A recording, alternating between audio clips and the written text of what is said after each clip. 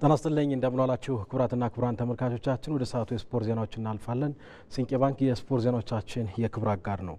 በግራንድ ስላም ትራክ ውድድር አትሌት እጅጋየሁ ታየ አሸነፈች። ትላንት ሌሊት በጃማይካ ኪንግስተን በተካሄደው የመጀመሪያው የግራንድ ስላም ትራክ ውድድር 5 ኢትዮጵያውያን አትሌቶች በ3 የተለያዩ ርቀቶች ተሳታፊዎች ነበሩ። በዚህም በ3000 ሜትር የተሳተፈችው እጅጋየሁ ታየ ውድድሯን በአንደኝነት ማጠናቀቅ ችላለች። በድምር ውጤት $100,000 በሚያሸልመው ውድድርም 12 ነጥቦችን መሰብሰብ ችላለች። በዚህ ርቀት ኬንያዊቷ አግነስ ኔጌቲች ሁለተኛ ስትወጣ፣ ጽጌ ገብረ ሰላማ ደግሞ ሶስተኛ ሆና ውድድሯን ጨርሳለች። በ800 ሜትር የተወዳደረችው ድርቤ ወልተጅ ደግሞ ሁለተኛ ሆና ነው የጨረሰችው። ርቀቱን አሜሪካዊቷ ኒኪ ሄልዝ በአሸናፊነት ስታጠናቀቅ፣ አውስትራሊያዊቷ ጄሲካ ሃል ደግሞ ሶስተኛ ሆና ጨርሳለች። በ5000 ሜትር ወንዶች ደግሞ ኢትዮጵያውያን አትሌቶች ቢሳተፉም ድል አልቀናቸውም። ውድድሩን አሜሪካዊ ግራንት ፊሸር ሲያሸንፍ፣ ሌሎቹ አሜሪካውያን ኮፐር ቲያሪና ዴይላን ጃኮብስ ሁለተኛና ሶስተኛ ሆነው ጨርሰዋል። ሀጎስ ገብረሕይወትና ጥላሁን ኃይሌ ደግሞ አራተኛና ሰባተኛ ሆነው ውድድራቸውን አጠናቀዋል። ውድድሩ ዛሬም ቀጥሎ ሲደረግ በሴቶች 1500 ሜትር አትሌት ድርቤ ወልተጂ የምትሳተፍ ይሆናል። በኢትዮጵያ ፕሪሚየር ሊግ 23ኛ ሳምንት መርሃ ግብር ኢትዮጵያ ቡና መቻልን በማሸነፍ ደረጃውን አሻሻለ። ኢትዮጵያ ቡና ትላንት መቻልን 1-0 በመርታት ነው በ36 ነጥቦች ደረጃውን ወደ ሁለተኛ ማሻሻል የቻለው። አንተነህ ተፈራ ለኢትዮጵያ ቡና ብቸኛዋን የማሸነፊያ ግብ ያስቆጠረ ተጫዋች ነው። ባለፉት 5 ጨዋታዎች ማሸነፍ የተሳነው መቻል በ29 ነጥቦች 9ኛ ደረጃ ላይ ተቀምጧል። ትላንት በተደረገ ሌላኛው ጨዋታ ባህር ዳር ከተማ ከሱል ሽረ ያደረጉት መርሃ ግብር ግብ ሳይቆጠርበት ተጠናቋል። ባህር ዳር ከተማ ትላንት ማሸነፍ ቢችል ኑሮ ደረጃውን ወደ ሁለተኛ ማሻሻል ይችል ነበር።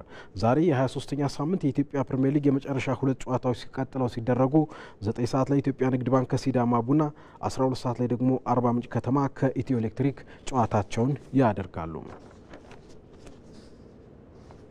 በኢትዮጵያ ሴቶች ፕሪሚየር ሊግ ዛሬ በተደረጉ ጨዋታዎች ሐዋሳ ከተማና ቂርቆስ ክፍለ ከተማ ተጋጣሚዎቻቸውን አሸነፉ። ረፋድ 3 ሰዓት ላይ በተደረገው ቀዳሚ ጨዋታ ሐዋሳ ከተማ ሀምበሪቾን 3-0 አሸንፏል።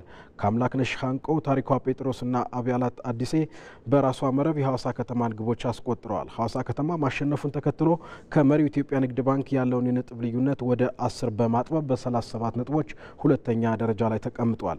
ቀጥሎ ረፋድ 5 ሰዓት ላይ በተደረገው ሌላኛው ጨዋታ ቂርቆስ ክፍለ ከተማ ባህር ዳር ከተማን በተመሳሳይ 3-0 አሸንፏል። መሰረት መንግስቱ፣ ስራይር ዳውና ሄለን መንግስቱ ለቂርቆስ ክፍለ ከተማ ግቦችን አስቆጥረዋል። ባህር ዳር ከተማ በ17 ነጥቦች 11ኛ ደረጃ ላይ ሲቀመጥ፣ ቂርቆስ ክፍለ ከተማ ደግሞ በ14 ነጥቦች 13ኛ ደረጃ ላይ ተቀምጧል።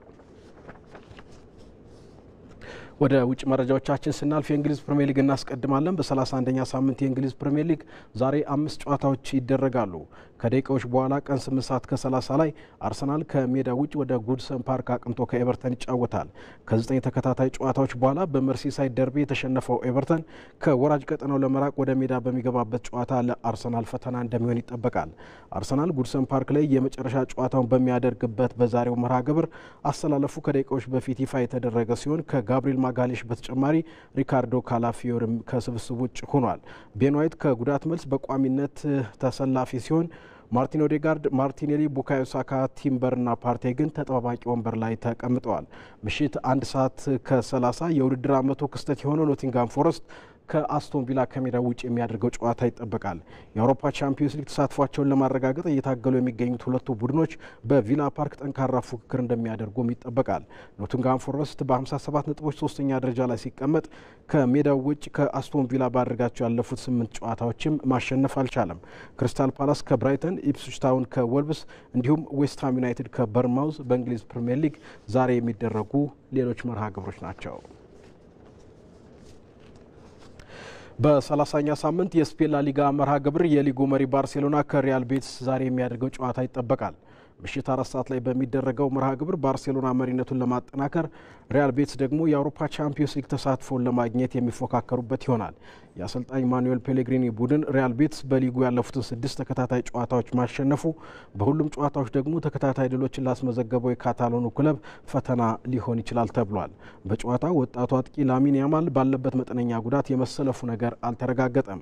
በሌላ ጨዋታ ሁለተኛ ደረጃ ላይ የተቀመጠውና ለዋንጫ እየተፎካከረ የሚገኘው ሪያል ማድሪድ በሜዳው ሳንቲያጎ ቤርናባው ከቫሌንሲያ የሚያደርገው ጨዋታ ይጠበቃል። ዢሮና ከዲፖርቲቮ አላቬስና ማዮርካ ከሴልታ ቪጎ ዛሬ በ30ኛ ሳምንት የስፔን ላሊጋ የሚደረጉ ሌሎች ጨዋታዎች ናቸው። በጣሊያን ሴሪያ 31ኛ ሳምንት ዛሬ 3 ጨዋታዎች ቀጥለው ይደረጋሉ።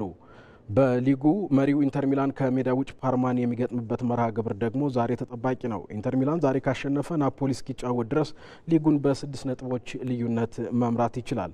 ኤሲ ሚላን ከፊዮሬንቲና የሚያደርጉት ጨዋታ ምሽት 3 ሰዓት ከ45 ሳንሲሮ ላይ የሚጠበቅ ሌላኛው የሴሪያ ጨዋታ ነው። ሞንዛ ከኮሞ ደግሞ ቀደም ብለው 10 ሰዓት ላይ ጨዋታቸውን ያደርጋሉ። ነገ ደግሞ በዋንጫ ፉክክር ውስጥ የሚገኘው አታላንታ በሜዳው ላትሲዮን ይጋብዛል። ሮማ ከዩቬንቱስ የሚያደርጉት ጨዋታም ነገ እንዲሁ ተጠባቂ ነው። በሴሪያው ሁለተኛ ደረጃ ላይ የተቀመጠው ናፖሊ ደግሞ ሰኞ ከሜዳው ውጭ ከቦሎኛ የሚያደርገው ጨዋታ ይጠበቃል።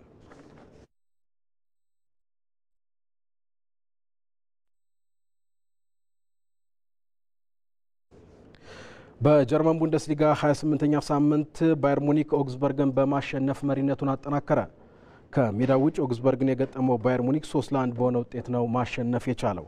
የባቫሪያኑን የድል ግቦች ጀማል ሙሲያላ፣ ሃሪኬንና ማትሲማ በራሱ መረብ አስቆጥረዋል። ድሉን ተከትሎ ባየር ሙኒክ በ68 ነጥብ መሪነቱን ሲያጠናክር ከተከታዩ ባየር ሌቨርኩሰን ያለውን የነጥብ ልዩነትም ወደ 9 ማስፋት ችሏል። ቡንደስሊጋው ዛሬም ቀጥሎ ሲደረግ ባየር ሌቨርኩሰን ከሜዳው ውጭ ሂድንየምን ይገጥማል።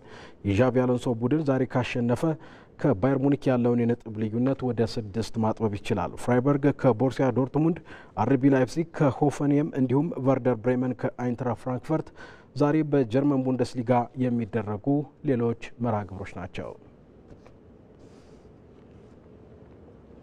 ተመልካቾች ከኢትዮጵያ ቴሌቪዥን የቀን ስፖርት ዜናዎቻችን በዚህ ይጠናቀቃሉ።